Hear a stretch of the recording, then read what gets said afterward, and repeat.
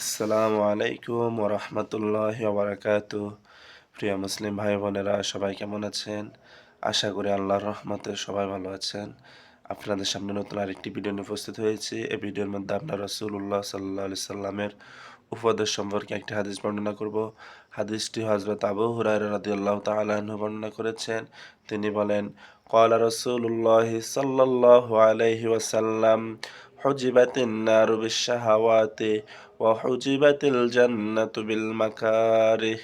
হযরত আবু হুরায়রা রাদিয়াল্লাহু তাআলা আনহু বর্ণনা করেন, রাসূলুল্লাহ সাল্লাল্লাহু আলাইহি ওয়াসাল্লাম বলেছেন, দোজখকে কামনা বাসনা দ্বারা ডেকে রাখা হয়েছে, আর জান্নাতকে ডেকে রাখা হয়েছে বিপদ ও মুসিবত দ্বারা।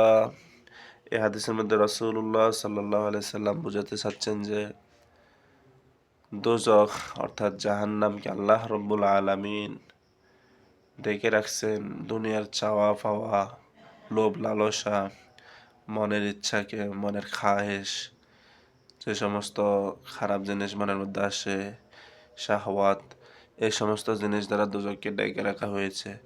সুতরাং যে ব্যক্তি দুনিয়ার এই লোভ লালসা, নিজের মনের ইচ্ছা মতো চলাফেরা, নিজের নফসের তাবেদারি করা, নিজের নফসের অনুসারী করা, নিজের মন মতো চলা, যে ব্যক্তি এভাবে চলবে তার জন্য দোজখটা নির্ধারিত রয়েছে।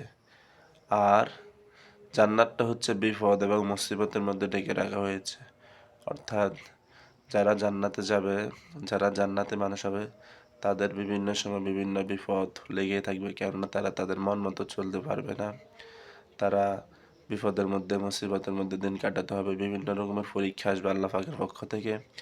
যারা ঈমানদার হবে তাদেরকে আল্লাহ রাব্বুল আলামিন বড় বড় পরীক্ষা করবেন, কেননা তাদের এই পরীক্ষাগুলোর শেষে রয়েছে জান্নাত, এই মুসিবতের শেষে রয়েছে জান্নাত। আল্লাহ রাব্বুল আলামিন আমাদের সকলকে খাঁটি ঈমানদার হিসাবে কবুল করুক। সবাই বলি আমিন। সবাই ভালো থাকবেন। আল্লাহ হাফেজ। আসসালামু আলাইকুম ওয়া রাহমাতুল্লাহ।